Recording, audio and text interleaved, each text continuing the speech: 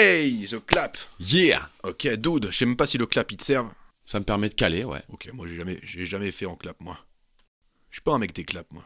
T'es pas un mec des claps, toi, t'es. Arrêtez les clapements, merde. À la fin. Tu te rappelles pas, c'est une intervention de Jean-Claude Van Damme sur Loft Story. Loft Story 1. Ah ouais, non, je me rappelle pas. Benjamin Castaldi l'avait invité, c'était en live Love Story, et Van Damme a Ouais. fait une prestation de fou, sous coke vraisemblablement, et voilà, à un moment il demande le silence de la foule en disant « Arrêtez les clapements, merde !» Je suis sérieux là, je parle à un jeune homme, une future star, des movie stars. C'était Aziz du Loft. Tu l'imites bien aussi, putain. Grand imitateur. Bonne intention, pas bon imitateur, j'ai des bonnes intentions, tu vois, je refais bien l'intention de la voix. Ouais, mais c'est... Le timbre est pas terrible. Si ça compte. C'est parti pour de l'imitation. Est-ce que ça se lance pour Roi sans couronne? Ouais, super. Bah écoute, c'est super, Chief. Tu peux lancer l'émission. Ok, quand tu veux. 3.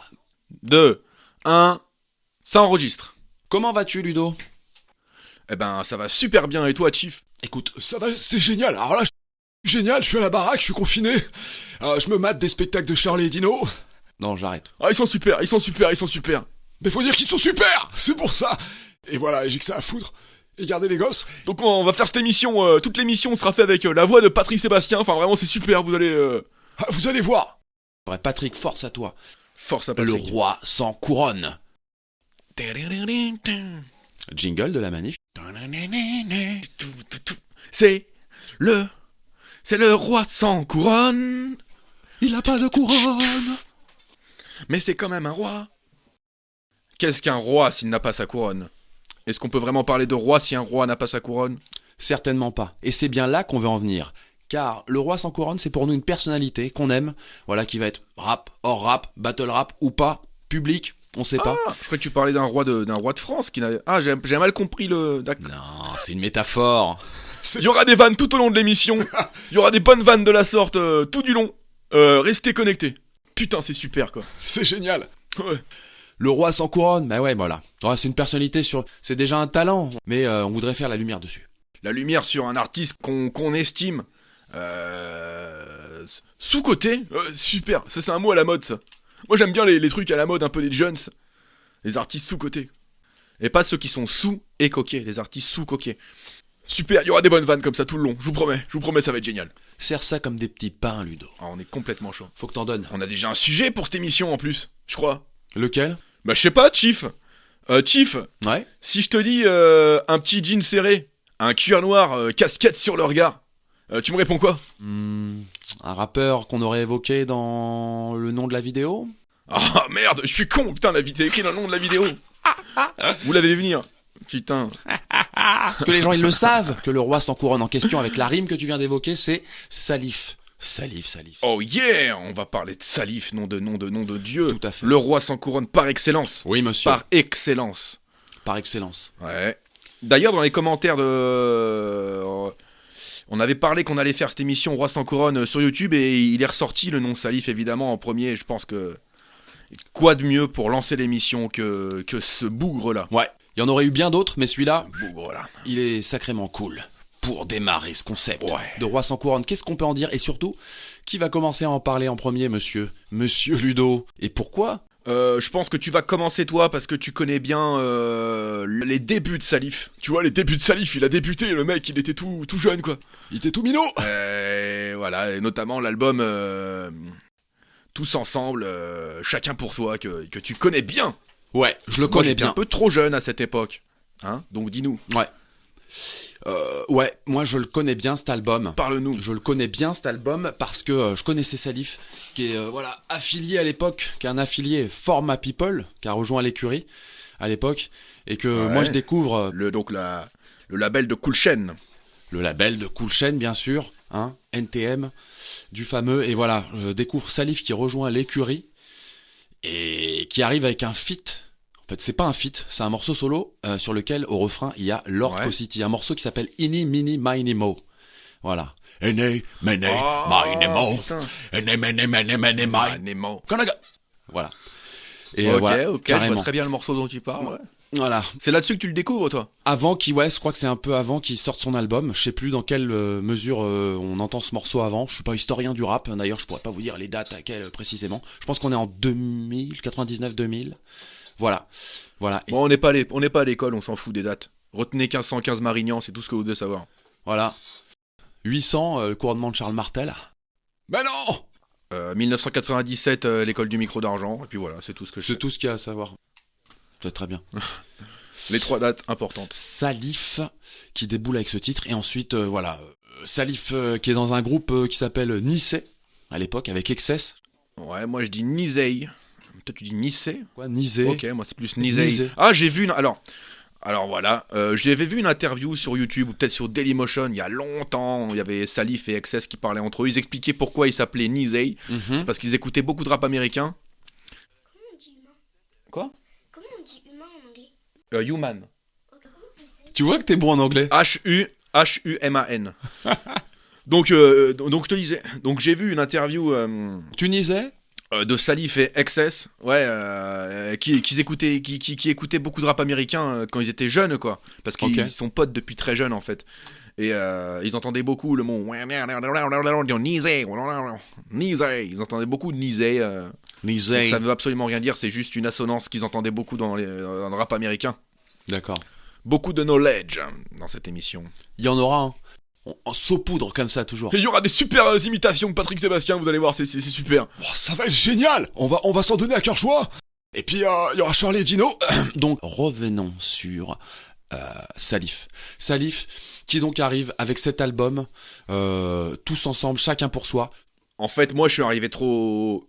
J'ai entendu parler de cet album, je l'ai même écouté, mais trop tard. Il a pas marqué ma jeunesse puisqu'il est arrivé... J'étais trop jeune quand c'est sorti, j'écoutais même pas de rap, je devais avoir 10 ans peut-être. Donc, je l'ai écouté après coup, donc tu seras largement mieux placé pour m'en parler, surtout que je le connais pas. Et je sais que c'est un classique, par contre, un classique du rap français, tout simplement. Alors, parle-moi-en, Chief.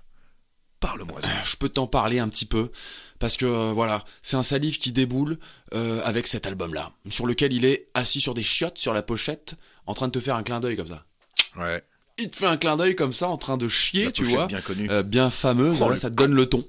Il a un vinyle dont je sais plus ce que c'est, tu vois, les connaisseurs le diront, hein, voilà. Et cet album, Ludo, il faut savoir que c'est un album concept. Oui, comme l'homme à la tête de chou, Serge Gainsbourg. Il s'agit en fait de la présentation de sa double personnalité.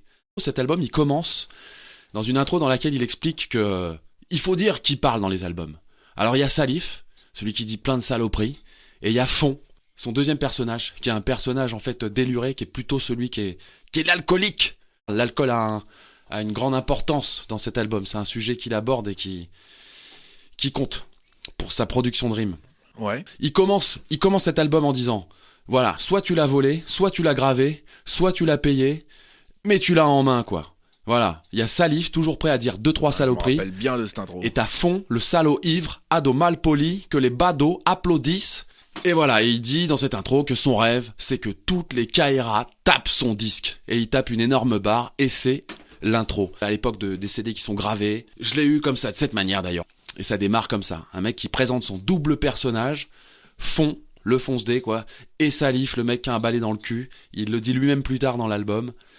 Sur cette période-là, je me souviens de l'intro, bien évidemment, mais comme je l'ai écouté après coup, hein, parce que moi j'ai été marqué par Salif, mais un peu plus tard. Du coup, l'album, je l'ai écouté, mais plutôt survolé que vraiment écouté. Tu vois ce que je veux te dire? Ouais. Quand on écoute un album après coup, c'est toujours différent. Ouais. Mais je me souviens du morceau Dur d'y croire, qui est un gros classique du rap français. Bien sûr que ce morceau-là, je l'avais. Il vient de... Tu sais, quand on téléchargeait des sons sur Imul, Ouais. bah, j'ai dû attraper ce son-là. J'ai attrapé aussi Tout le monde est sous bédo. Putain, on était calés, ça me permettra de J'avais caler. ce son-là aussi que j'avais téléchargé. Sans vraiment le vouloir, tu sais. On téléchargeait des sons sans le vouloir à l'époque sur Imul, tu sais. Dur d'y croire, c'était la première chanson de l'album après l'intro. C'était la première chanson. D'accord. Voilà, c'était un peu introspectif. Voilà, dans cette chanson, je me rappelle qu'il parle du fait que il a lâché les études, il s'embrouille, que les embrouilles qu'il a avec sa famille, tu vois, que sa relation d'ado avec ses parents, tu vois, c'est Ouais, parce qu'il est très jeune quand il fait cet album, non? Il est plutôt jeune? quand il fait cet album, il a 19 ans, tu vois. Ouais. C'est voilà, Très jeune. il arrive avec ça. Et franchement, cet album, il est fou. Déjà au niveau de les rimes, les placements, je trouve que c'est ouf. C'est complètement relâché, c'est pas du tout calculé. C'est les rimes, elles tombent à mesure qu'elles semblent logiques d'être faites. Il y a pas plus de recherche que ça. Ouais, moi, quand on me parle de kicker dans le rap français, j'ai toujours Salif, c'est le visage qui me revient, tu vois. Ouais. Pour moi, c'est quoi kicker? Bah, c'est rapper comme Salif, en fait. Surtout de cette époque, quoi. Ce Salif-là, très jeune, fougueux, qui n'est plus du tout celui de plus tard, dont on parlera plus tard, puisqu'il s'agit de Salif plus tard. Tout est logique dans cette émission. Ouais, non, moi cet album il me fait kiffer parce qu'en fait il a plusieurs phases. En gros, il est très clair, il est lucide sur sa situation. Il sait il fait de la merde à aller essayer de faire du rap et de percer, tu vois. Ouais. Il en est conscient et ça passe par toutes les phases dans cet album. C'est incroyable. Tu vois, il aborde sa relation avec l'alcool. Il aborde un aspect révolutionnaire, tu vois, avec le morceau Tous Ensemble en fait. C'est un morceau concept, c'est un morceau. C'est une histoire quoi. Il y a un thème. Il s'imagine avec Nizet, avec Excess en fait, qui rassemble toutes les Kairas de France pour take Je vois over. un truc, qu'est-ce qu'on pourrait faire? Ouais, sur Paris, on va se refaire la Tour Eiffel. Voilà, exactement. Et ce morceau, il se finit par. Yes. Et maintenant, qu'est-ce qu'on pourrait faire? Je sais, on va s'attaquer aux States. Tu vois, et après, il fait voilà, on arrive, on débarque aux States, quoi. Voilà, c'est une histoire, c'est un Putain, film. rien que le fait que t'en parles, j'ai envie de le réécouter cet album-là. Mais il J'ai faut, envie de le réécouter là. Rien il que faut le ça, réécouter. Ça Il tu faut me le refait réécouter. venir des petits souvenirs. Ah, mais attends, c'est Je suis dingue. très triste de pas l'avoir eu en CD gravé à l'époque et qui peut pas marqué plus que ça. À 20 francs. Mais il est sur Spotify. Et écoutez-le, c'est un vrai classique du rap français. Il a vraiment marqué le rap français cet album. C'est incroyable. Beaucoup de rappeurs le citent comme au moins dans le top 10 de leurs meilleurs albums. Salif, chacun pour soi, tous ensemble. Ou l'inverse, tous ensemble, chacun pour soi. Ouais. Donc un talent incroyable, indéniable, cette facilité à faire... Il est de l'école de la rime en fait, hein. Il y a eu des écoles dans le rap français, mais il y a eu l'école de la rime, et lui il en fait clairement partie. C'est eux qui ont peut-être standardisé, c'est l'école après Time Bomb, tu vois, donc c'est vraiment eux qui ont standardisé les belles rimes, qu'on n'appelait pas des multisyllabiques à l'époque, mais en tout cas les belles rimes. Bah, aujourd'hui on appelle ça des multis, mais je trouve le mot moche, ça me fait penser à multifruit. C'est lui un petit peu il fait partie de ceux en tout cas qui ont standardisé ce schéma d'écriture. Ouais. T'as appelé ça, tu vois, l'arrêt de la succession de rimes comme ça, mais. Les raids, ouais non les raids c'est une technique de battle rap bien particulière, mais... Ouais, mais dans le rap, elle est utilisée. C'est pour ça que. Tu vois, Elle est c'est une utilisée transposition aussi, de technique de rap au battle rap. Renommé Raids par Monsieur la Manif. Oh mais Voilà. ouais, mais Salif il dit pas des choses absurdes ou qui n'ont pas de sens, tu vois, plutôt, donc ça peut pas appeler ça des raids. Tout à fait raison. Ça a du vrai fond, hein. C'est l'écriture traditionnelle rap français. Pour moi, Salif, c'est le meilleur représentant. C'est le meilleur représentant du rap français. Tu me demandes, si un étranger me demande c'est quoi le rap français, bah, je pourrais presque répondre seulement par Salif, tu vois. Carrément. Presque. Ah bah on est dans Roi sans couronne, hein, je veux dire. Bah voilà, Ah oui. il est sans couronne parce que il y a beaucoup de jeunes qui savent pas qui est Salif, quoi. Et il a arrêté sa carrière subitement, sans crier gare. Pour terminer un peu sur ce premier album, ce que je pourrais en dire, franchement, c'est voilà, il y a un morceau, donc je voudrais revenir dessus, qui est un de mes morceaux de rap français préférés, qui est sans doute dans mon top 10 des morceaux de rap français préférés, qui est le morceau Rap Gunshot avec Serum. Donc en fait, c'est deux rappeurs. Rap Gunshot. Je le note parce que je vais l'écouter tout de suite après l'émission. C'est vrai? Non mais alors, Vous devriez faire pareil. Vous devriez faire pareil, mes chers auditeurs. allez écouter, Donc, allez écouter Rap Gunshot. Rap Gunshot. Voilà, qui est un morceau avec le groupe Serum de Saint-Denis, Sérum. Danny Boss et Alcidash. Et franchement, allez écouter ça. Allez écouter cette kickance. Franchement, c'est des gars qui avaient pas plus de 17 ans, quoi, à l'époque de ce morceau. Mais qui arrivent avec un kickage. Mais qu'est-ce que c'est que ça? Je me suis dit, attends. C'est vrai que Sérum, on n'a pas entendu parler par la suite, je crois pas. Enfin, pas de mémoire de... Je sais que ils ont un album solo. Je suis sûr d'avoir écouté et de kiffer. Mais voilà, écoutez ce morceau Rap Gunshot avec Ouais. Salif. Salif est entouré des deux et c'est n'importe quoi ce qui se passe à ce moment-là. Enfin, voilà, et quand je mets ce morceau dans ma caisse, souvent je l'enchaîne avec Ini, Mini, Mine, Mo. Du moment que ta meuf est heureux, ça va. Et voilà, non, franchement, c'est énorme. D'ailleurs, Ini, Mine, Mo était en chanson cachée sur cet album, qui souvent, quand j'écoute l'album, je me mets tout. Tous ensemble, chacun pour soi. Ouais, tous ensemble, chacun pour soi. Ouais, écoutez-le. Fais ça, Ludo, fais ça, réécoute-toi ce truc-là, et j'encourage tout le monde à aller voir ça. je crois comprendre que tu m'avais dit en off, puisqu'on se parle aussi en off, c'est super, on se connaît dans la vie et tout, c'est un truc incroyable, c'est un mec, il est génial, il est super, il est adorable. Tu m'as dit que après cet album, finalement, t'avais un petit peu décroché, Salif. Enfin, un peu décroché, t'avais un peu moins suivi. Merci de cette question pertinente. Si vous voulez, moi, dans cet album, il m'a tellement touché, il montre une palette des émotions avec son rap. Et à un âge aussi jeune, si fort quoi, il montre une palette si forte que quand il revient plus tard, j'attends mon Salif qui a sorti cet album, je me dis waouh, ce qui va arriver là, ça va être complètement fou dingue. Et en fait, il a changé. Il a changé. Et j'ai une petite anecdote à ce propos. Il change son rap, il change son ton, il change sa façon d'être. On dirait qu'il se referme comme une coquille d'huître. Coquille de huître. Et voilà. Et il se pourrait bien que ce soit parce qu'il a arrêté de boire. J'avais lu ça dans une interview. On lui dit pourquoi il y a plus le Salif à l'ancienne de chacun pour soi, tous ensemble. Voilà, où ça kick vénère, la boîte à rime est folle. Il fait parce que je peux pas vous faire du fond en fait, j'ai arrêté de boire quoi. Voilà. Donc je pense que peut-être je kiffe le Salif qui boit. L'arrêt d'alcool est dangereux pour la mentalité. Ah c'est super, putain, il y aura des bonnes formules comme ça toute l'émission. C'est marrant parce que t'as lâché le Salif au moment où moi je l'ai connu en fait. C'est ça qui est incroyable. Ouais. C'est pour ça que je vais te parler un peu de moi, ce que je connais de Salif et à partir de quel moment je l'ai connu. Dis-moi tout. Ça va être super, c'est incroyable, vous allez voir. Alors moi je l'ai connu sur un morceau que tu connais, je pense que tout le monde connaît, qui est un gros classique du rap français. Il y avait le clip qu'on trouvait pas forcément sur YouTube mais sur Dailymotion, enfin à l'époque c'était YouTube ou Dailymotion, il y avait un peu les deux. C'est le morceau Caïra à la muerte, bien évidemment. Caïra à la muerte. Un hymne à la voyoucratie. Les MC sont has-been comme des joints de ça. Anti-Wanks, t'arrives à faire un tour chez eux, frérot, c'est pas si loin que ça. Incroyable. C'est pour ça que je te trouve un peu dur quand tu me demandes où est passé le mec, le kicker fou. Parce que ça kick. Du coup, j'adore ce morceau. J'en veux plus. Et je suis pas à une période où je vais télécharger des albums, tu vois. Je suis à l'époque Imul où je trouve des sons par-ci, par-là, tu vois.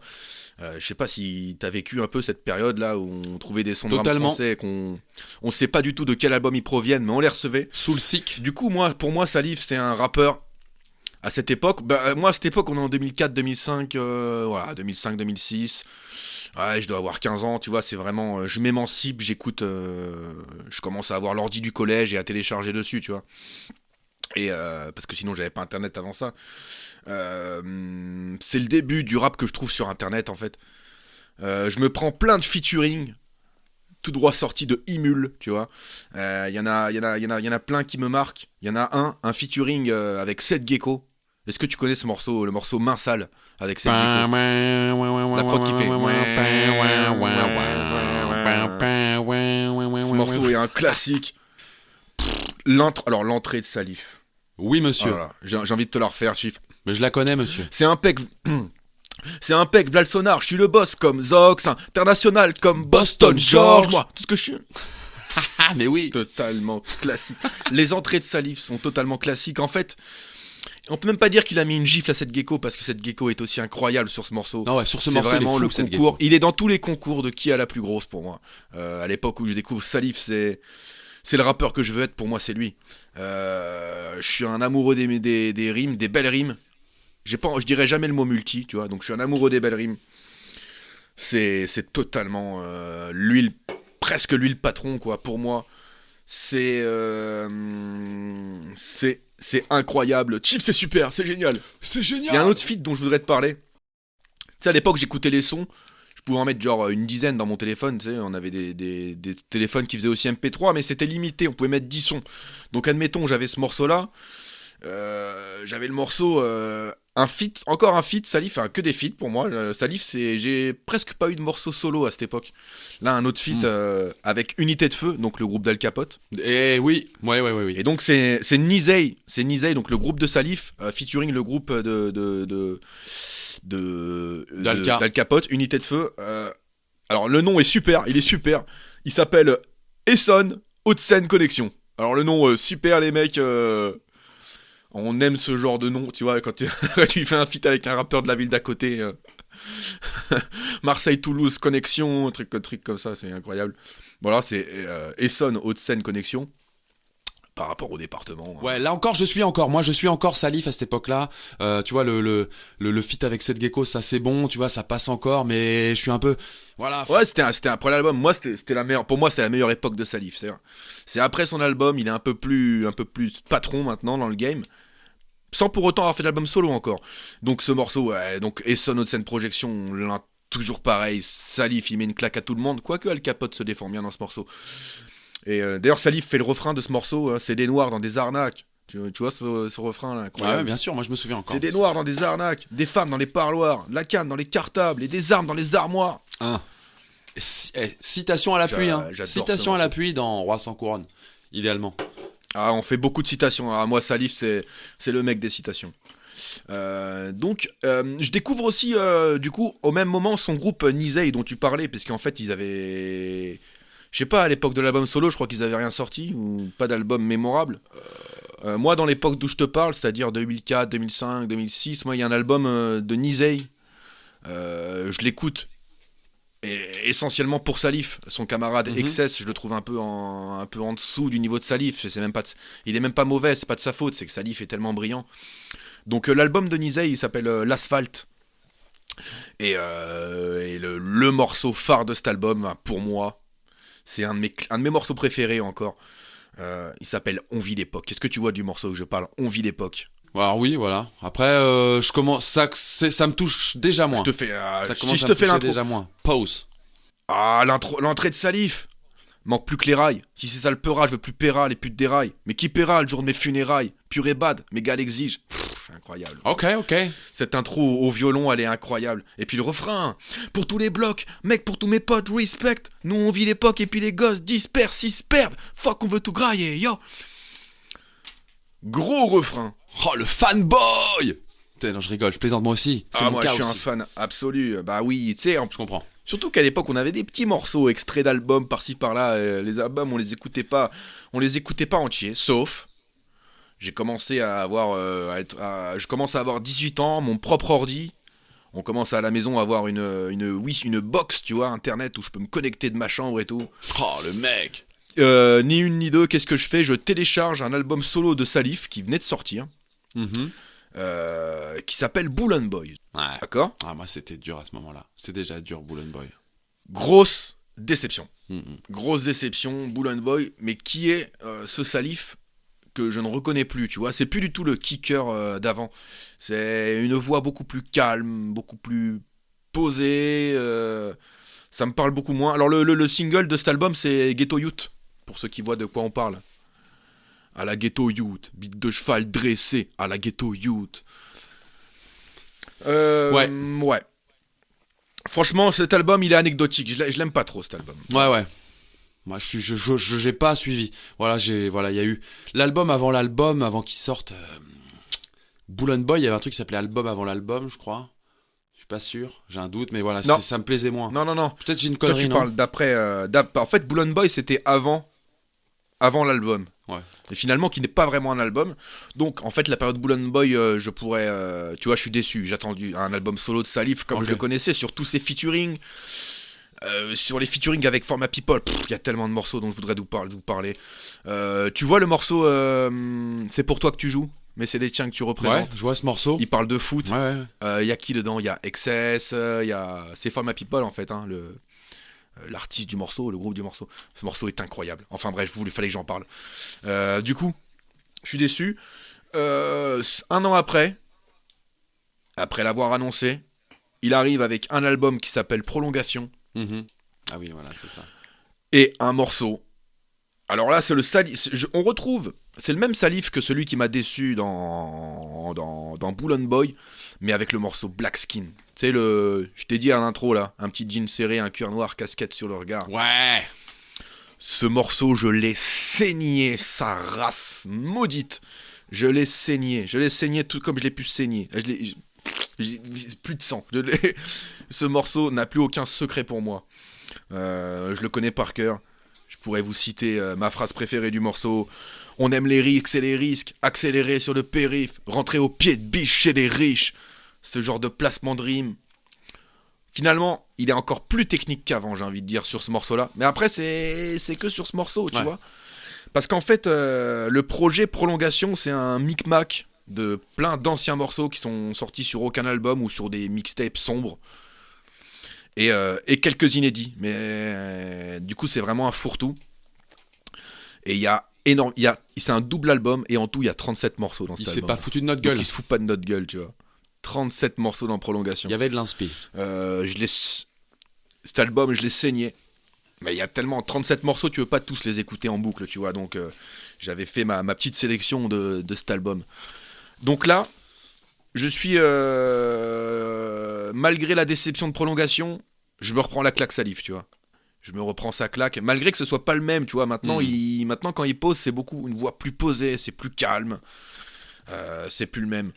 J'ai eu la même sensation que toi, c'est-à-dire me manger un peu la claque Salif au moment du feat avec cette gecko, mais de pas le retrouver. Tu te rends compte, j'ai eu la même chose, quoi, voilà.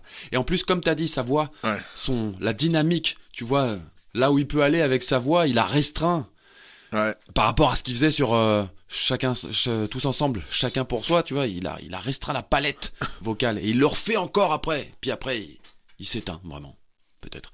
Non, mais je sais pas. Bah, c'est-à-dire que, après cet album Prolongation, tout est anecdotique, quoi.